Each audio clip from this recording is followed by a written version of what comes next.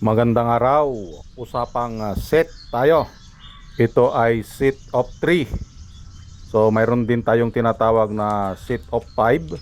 So ang nakikita lang natin dito ay set of 3. Dapat yung puno natin dito ay magkakaharap ang kanilang first branch. Katulad niyan, ang first branch niya ay nasa kanan. So ang first branch din nito ay nasa kaliwa. Ganon din dapat sa baba. Yung first branch ng baba ay nandun sa kaliwa. So parang may mali dito. Paki-comment naman kung ako ay tama doon sa puno na nandun sa pinakailalim.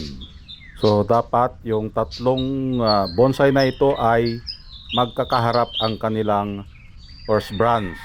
So iba't ibang paso, iba't ibang species, iba't ibang style dapat ang nakikita sa set na ito. Yun ang mahalaga kapag tayo ay gumagawa ng set display. So napaka-importante yung ating sinabi na magkakaharap ang kanilang mga sanga.